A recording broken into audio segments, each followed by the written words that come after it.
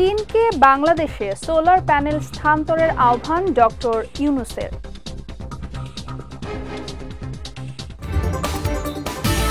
বন্যায় মৎস্য ও প্রাণী সম্পদ খাতে ২,০০০ কোটি টাকার বেশি ক্ষতি।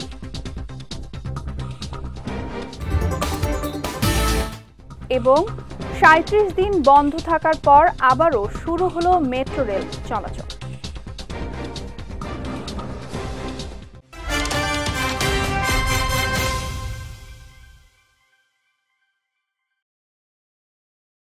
আসসালামু আলাইকুম। বিজয় রাতের সংবাদে আমন্ত্রণ জানাচ্ছি আমি সাদিয়া রেজওয়ানা তন্নি। শুনছিলেন শিরোনাম, এবারে বিস্তারিত। চীনকে সে দেশের কয়েকটি সোলার প্যানেল কারখানা বাংলাদেশে স্থানান্তর করার আহ্বান জানিয়েছেন অন্তর্বর্তী সরকারের প্রধান উপদেষ্টা ডক্টর মোহাম্মদ ইউনূস। সকালে রাষ্ট্রীয় অতিথি ভবন যমুনায় বাংলাদেশে নিযুক্ত চীনের রাষ্ট্রদূত ইয়াও ওয়েন প্রধান উপদেষ্টার সঙ্গে সাক্ষাৎ করতে এলে তিনি এই আহ্বান জানান।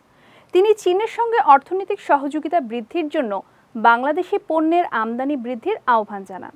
একই সঙ্গে প্রযুক্তি স্থানান্তর ও দুর্যোগ ব্যবস্থাপনা, শিক্ষা এবং কৃষিতে সহযোগিতা বৃদ্ধির আহ্বানও জানান প্রধান উপদেষ্টা।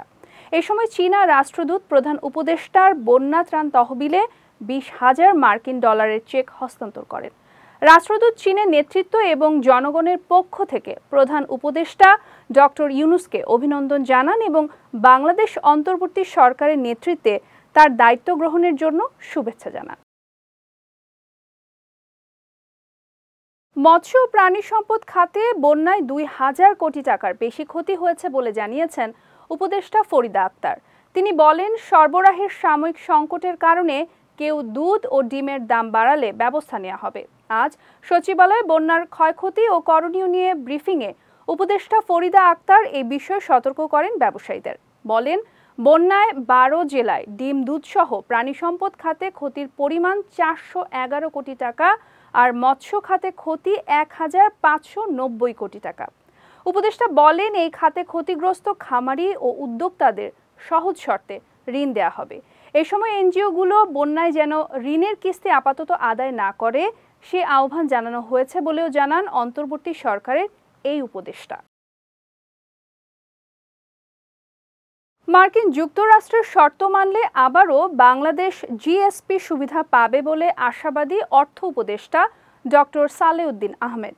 আজ সচিবালয়ে মার্কিন দূতাবাসের চার্জ দি অ্যাফেয়ার্স হেলেন লাফেইভের সঙ্গে সাক্ষাৎ শেষে একথা জানান তিনি। অর্থ উপদেষ্টা বলেন, শ্রমিক অধিকার নিয়ে যুক্তরাষ্ট্রের কিছু পর্যবেক্ষণ ছিল, সেগুলো নিয়ে আলোচনা হয়েছে। এই বিষয়ে দ্রুত সমাধান হবে বলে যুক্তরাষ্ট্র দূতাবাসের ভারপ্রাপ্ত রাষ্ট্রদূত হেলেন লাফেভকে আশ্বস্ত করা হয়েছে। এছাড়া বৈঠকে বিদ্যুৎ ও জলবায়ু নিয়েও আলোচনা হয় বলে জানিয়েছেন সালেউদ্দিন আহমেদ। বেসিক্যালি ওরা বলছে যে আমাদের অনেক কিছু নেগোসিয়েশন স্লো ছিল।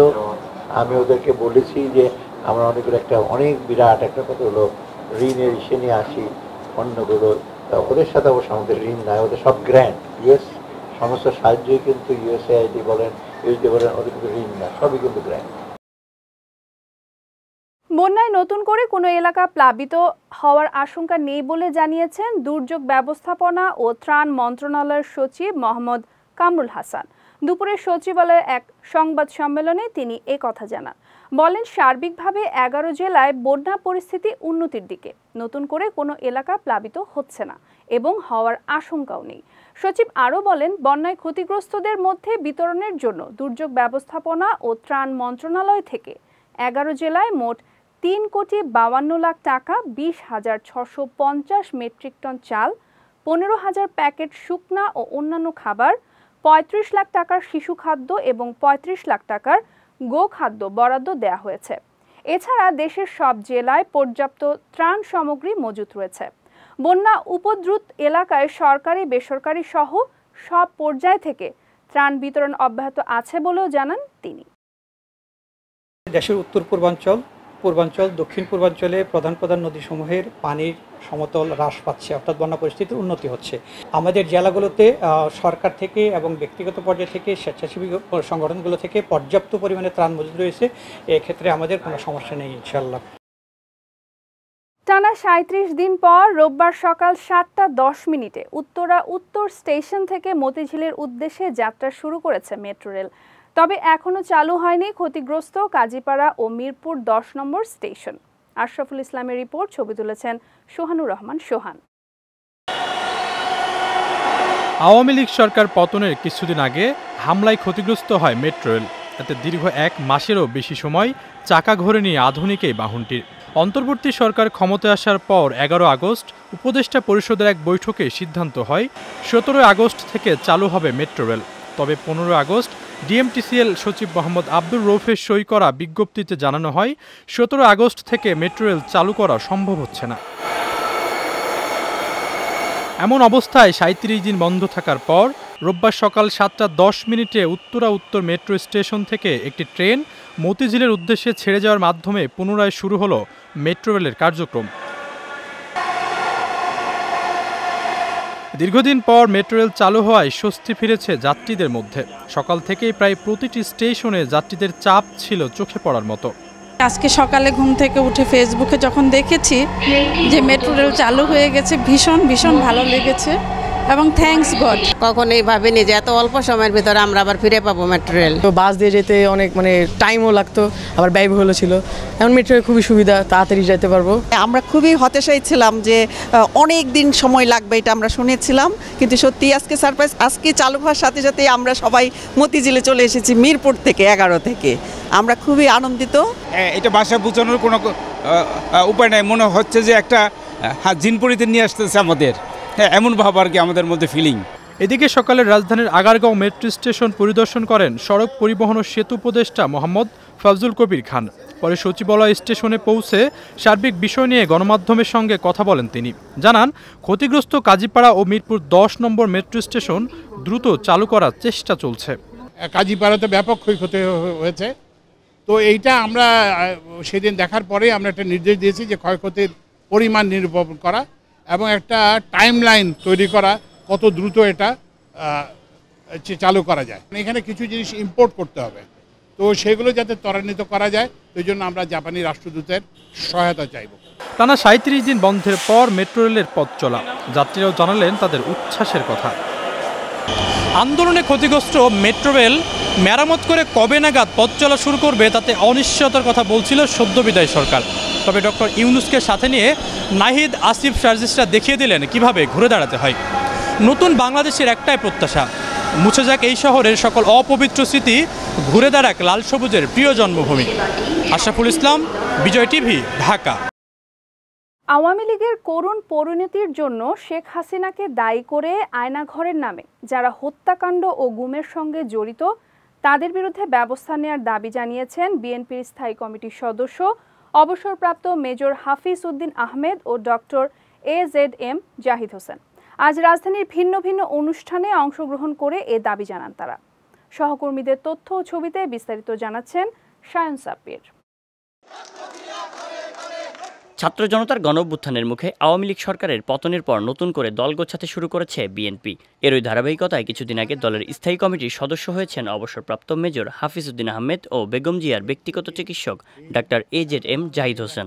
এরপর থেকেই দলের নেতাকর্মীদের চাঙ্গা রাখতে বিভিন্ন কর্মসূচিতে অংশ নিচ্ছেন দলের নতুন এই দুই স্থায়ী কমিটির সদস্য।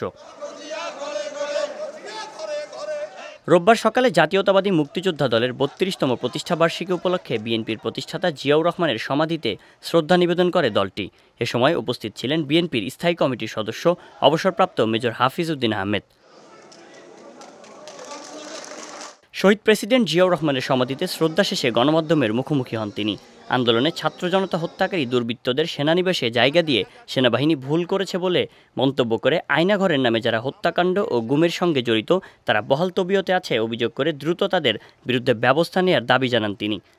৫ই আগস্টে ঐতিহাসিক বিপ্লব বিজয়ের পর সেনানিবাসে আশ্রয় নিয়েছে ৬২২ জন। এরা প্রত্যেকে অপরাধী। এই ৬২২ জনের মধ্যে ৫ জন আছে বিচারপতি, ৪৮৭ জন পুলিশ কর্মকর্তা। এই ৪৮৭ জন পুলিশ কর্তা কেন সেনানিবাসে গিয়েছে তারা জনগণকে হত্যা করে সেখানে আশ্রয় নিয়েছে। বাংলাদেশ সেনাবাহিনী একটি ভুল কাজ করেছে। একই দিন সকালে রাজধানীর প্রেস ক্লাবের প্রতিনিধি সভার আয়োজন করেন নার্সেস অ্যাসোসিয়েশন অব বাংলাদেশ ন্যাব। সভায় প্রধান অতিথি ছিলেন ডাক্তার AZM জাহিদ হোসেন। প্রধান অতিথির বক্তৃতায় ডাক্তার জাহিদ বলেন, বাংলার ইতিহাসে রাজা লক্ষণ সেনের পর শেখ হাসিনাই দেশ ছেড়ে পালিয়েছে। এ সময় কোনো অবস্থাতেই বিশৃঙ্খলাকে প্রশ্রয় দেওয়া যাবে না জানিয়ে আওয়ামী লীগের করুণ পরিণতির জন্য শেখ হাসিনাকে দায়ী করেন তিনি। এ সময় দেশে চলমান বন্যা পরিস্থিতি কিছুটা মনুষ্য সৃষ্টি বলেও মন্তব্য করেন ডাক্তার AZM জাহিদ হোসেন। কয়েকদিন আগেই বলেছিল অমুকের বেটি পালায় না, বলছিল না? কিন্তু ভাগ্যের কি নির্মম পরিহাস, বাংলাদেশের মানুষ 600 বছরের পরে আবার দেখলো লক্ষণ সেন পালিয়ে গিয়েছিল 800 কত বছর না, হ্যাঁ, আর এবার বাংলাদেশের এই প্রজন্ম দেখতে পেল কিভাবে পালিয়ে যায়। পরাজিত শক্তির দোসররা সুযোগ পেলে মাথা চারা দিয়ে উঠবে জানিয়ে সকলকে সচেতন থাকার পরামর্শ দিয়ে তিনি বলেন, অন্তর্বর্তী সরকারকে সহযোগিতা করা সকলেরই দায়িত্ব। শায়ন সাব্বির, বিজয় টিভি, ঢাকা। ছাত্র জনতাকে নির্বিচারে হত্যার দায়ে আওয়ামী লীগকে নিষিদ্ধ ও দলের নিবন্ধন বাতিলের রিট শুনানির জন্য আগামী মঙ্গলবার দিন ধার্য করেছেন হাইকোর্ট। আজ বিচারপতি AKM আসাদুজ্জামানের নেতৃত্বাধীন হাইকোর্ট বেঞ্চ শুনানির দিন পিছিয়ে এই আদেশ দেন। গত সোমবার আওয়ামী লীগকে নিষিদ্ধ দলটির নিবন্ধন বাতিল চেয়ে হাইকোর্টে রিট করেছিলেন মানবাধিকার সংগঠন সারডা সোসাইটির পক্ষে আরিফুর রহমান মুরাদ ভুইয়া। এই রিটে যেসব প্রতিষ্ঠান শেখ হাসিনার নামে রয়েছে সেগুলোর নাম পরিবর্তন চাওয়া হয়েছে। এছাড়া রিটে দেশ সংস্কারের লক্ষ্যে বর্তমান অন্তর্বর্তী সরকারের মেয়াদ সর্বনিম্ন 3 বছর চাওয়া হয়। একই সঙ্গে বিদেশে পাচার করা 11 লাখ কোটি টাকা ফেরত আনতে এবং বিগত আওয়ামী লীগ সরকারের আমলে চুক্তিভিত্তিক নিয়োগ পাওয়া কর্মকর্তাদের বদলি চাওয়া হয়েছে। স্মরণকালের ভয়াবহ বন্যায় চরম দুর্ভোগে পড়েছে দেশের দক্ষিণ পূর্বাঞ্চলের বাসিন্দারা। বিভিন্ন জেলার বন্যার্তদের সহযোগিতা করতে এগিয়ে এসেছে আস সুন্নাহ ফাউন্ডেশন। ফাউন্ডেশনটি বন্যার্তদের জন্য 700 টন ত্রাণ বিতরণের প্রস্তুতি নিয়েছে। এদিকে ঢাকা বিশ্ববিদ্যালয়ের TSC-তে চতুর্থ দিনের মতো ত্রাণ সংগ্রহ কার্যক্রম চালিয়েছে বৈষম্য বিরোধী ছাত্র আন্দোলন। এ সময় শিক্ষার্থীদের এই গণত্রাণ কার্যক্রমে সাড়া দিয়েছে ধর্ম বর্ণ নির্বিশেষে সবাই। সহকর্মীদের ছবিতে বিস্তারিত জানাচ্ছেন মানিক মোহাম্মদ ওমর। ভয়াবহ বন্যার কারণে বাংলাদেশের দক্ষিণ পূর্বাঞ্চলের বন্যা কবলিত এলাকাগুলোই চরম দুর্দশায় দিন পার করছে মানুষ। এমত অবস্থায় বন্যার্তদের জন্য 700 টন ত্রাণ বিতরণের প্রস্তুতি নিয়েছে আস সুন্নাহ ফাউন্ডেশন। প্রতিদিন শিক্ষক শিক্ষার্থী সহ বিভিন্ন শ্রেণী পেশার মানুষ ফাউন্ডেশনের ত্রাণ তহবিলে সাহায্য দিচ্ছেন।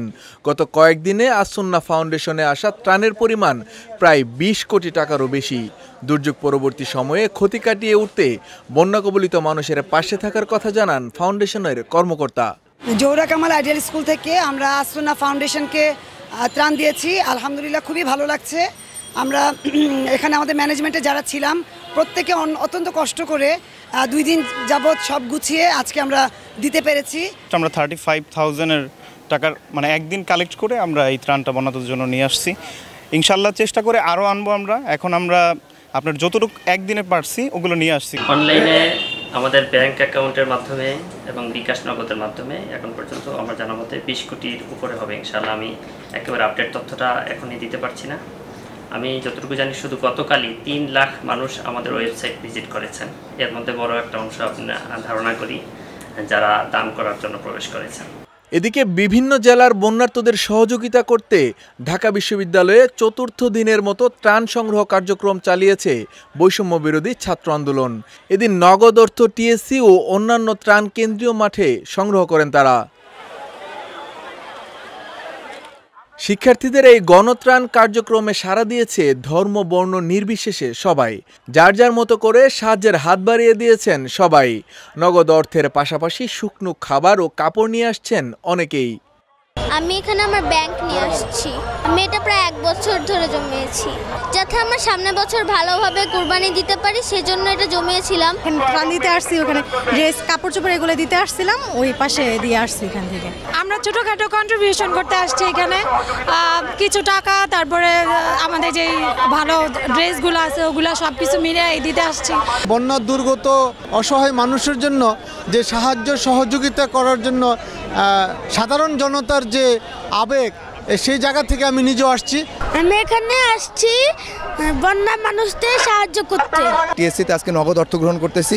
আর আমাদের যে সেন্ট্রাল ফিল্ড বা জিমনেশিয়াম, এখানে হচ্ছে আমাদের যে জামা কাপড়গুলো, পানি বা এমনি যে ত্রাণ সামগ্রী আছে, এগুলো এখানে আমরা সংগ্রহ করতেছি। তো বন্যা পরবর্তী সময়ে সুপেয় পানির খুব অভাব হবে, এই জন্য পানি বিশুদ্ধকরণ যে ট্যাবলেটগুলো আছে এগুলো প্রয়োজন, এবং বন্যার সাথে যে পানিবাহিত রোগগুলো হয়, রোগের জন্য যে প্রয়োজনীয় ওষুধগুলো, এগুলো আমাদের বেশি প্রয়োজন হচ্ছে।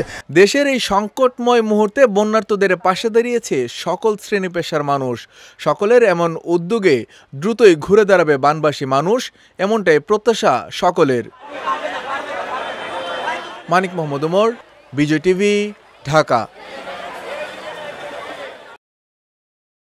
এবারে জেলা সংবাদ।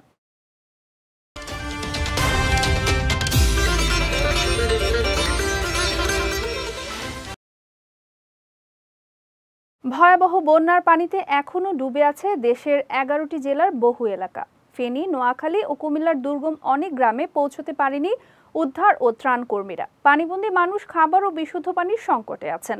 অনেক এলাকায় পানি কমে যাওয়ায় দুর্ভোগ বেড়েছে। সড়ক যোগাযোগ বিচ্ছিন্ন, তার সঙ্গে পানি কমে যাওয়ায় নৌযান চলাচলও ব্যাহত হচ্ছে। পানিবন্দী প্রায় 9.5 লাখ মানুষ বিদ্যুৎ, মোবাইল ও ইন্টারনেট নেটওয়ার্কের বাইরে। এদিকে ঢাকা-চট্টগ্রাম মহাসড়কে আজকের অবস্থাও আগের মতো।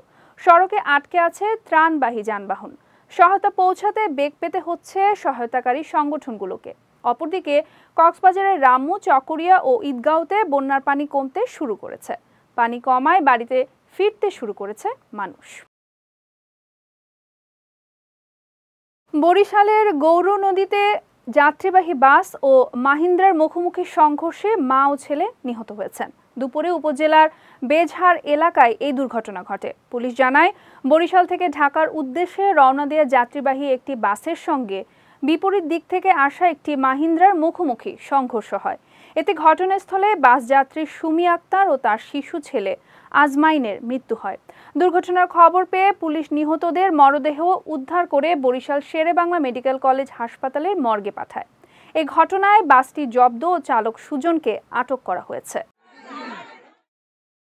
মেহেরপুরে মাটি কাটতে গিয়ে একটি পরিত্যক্ত কামানের গোলা পাওয়া গেছে। সকালে সদর উপজেলার কালাচাঁদপুর গ্রামে ভৈরব নদী তীরের মাটি খননের সময় গোলাটি পাওয়া যায়। বিষয়টি নিশ্চিত করে মেহেরপুরের অতিরিক্ত পুলিশ সুপার আব্দুল করিম জানান, খবর পেয়ে কামানের গোলাটি উদ্ধার করে মেহেরপুর সদর থানার হেফাজতে রাখা হয়েছে। 1971 সালে মুক্তিযুদ্ধে গোলাটি ব্যবহৃত হলেও তা বিস্ফোরিত হয়নি বলে মনে করছে পুলিশ। কামানের গোলাটি নিষ্ক্রিয় করার লক্ষ্যে প্রয়োজনীয় পদক্ষেপ গ্রহণের কথাও জানিয়েছেন অতিরিক্ত পুলিশ সুপার। একটা পরিত্যক্ত কামানের গোলা এই মেহেরপুর সদর থানাধীন এলাকায় পাওয়া গিয়েছে। আমরা এটা পাওয়ার সাথে সাথে আমাদের যে সিকিউরিটি ব্যবস্থা, যে কর্ডন করে রাখা, সেই কর্ডন করে রেখেছিলাম। তারপরে আমরা নিকটস্থ আমাদের আর্মি ক্যাম্পে, সেনাবাহিনীর ক্যাম্পে আমরা সংবাদ দিয়েছি। তারপরে এখন আমাদের এটা সিজ করে আমরা সেই আইনানুগ প্রক্রিয়ায় বিজ্ঞ আদালতের অনুমতির জন্য আমরা কোর্টের প্রতিনিধি প্রেরণ করেছি।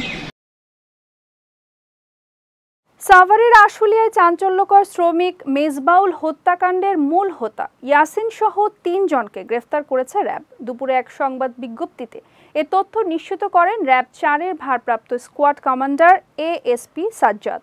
তিনি জানান, গত 31 জুলাই র্যাব 4-এর একটি দল আশুলিয়ার নবীনগর চন্দ্রা মহাসড়কের বারৈপাড়া কাঠ বাগান থেকে মেজবাউলের মরদেহ উদ্ধার করে। পরে 24 আগস্ট বাইপাইল নামাবাজার এলাকায় অভিযান চালিয়ে হত্যাকাণ্ডের সঙ্গে জড়িতদের গ্রেফতার করা হয়। প্রাথমিক জিজ্ঞাসাবাদে গ্রেফতারকৃতরা মেজবাকে হত্যার কথা স্বীকার করেছে। পরে তাদের সংশ্লিষ্ট থানায় হস্তান্তর করা হয়েছে বলেও জানান তিনি। যাচ্ছি খেলা সংবাদে।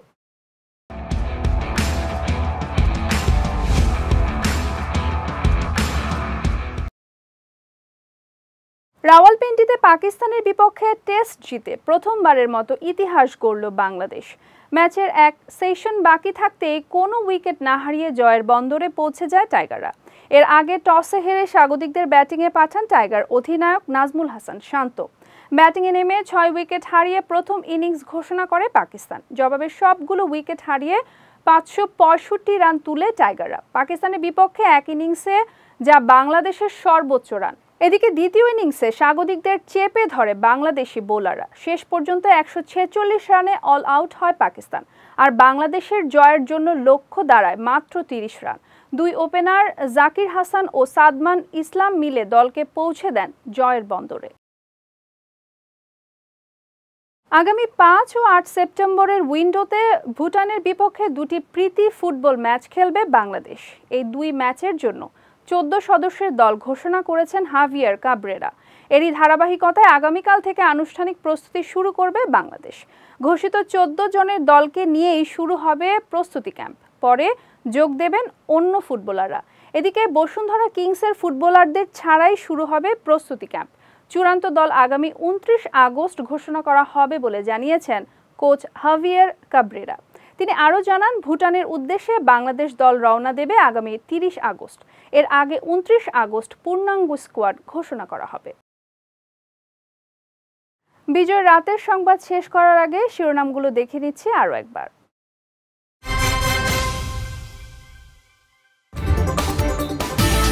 চীনকে বাংলাদেশে সোলার প্যানেল স্থানান্তরের আহ্বান ডক্টর ইউনূসের।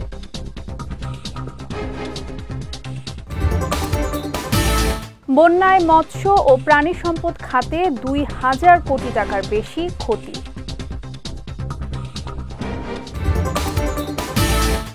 এবং 37 দিন বন্ধ থাকার পর আবারও শুরু হলো মেট্রো রেল চলাচল।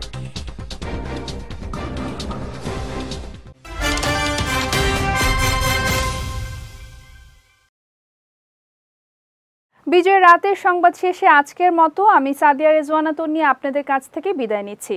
আগামীকাল একই সময়ে নতুন সব খবর দেখতে চোখ রাখুন বিজয় টিভিতে। এছাড়াও আজকের বিজয় রাতের সংবাদের ভিডিও দেখতে পারেন আমাদের ইউটিউব এবং ফেসবুক পেজে। আমাদের ইউটিউব হলো youtube.com/BJTV অফিসিয়াল এবং আমাদের ফেসবুক পেজ হলো facebook.com/BJTV Limited। এতক্ষণ সঙ্গে থাকার জন্য ধন্যবাদ সবাইকে।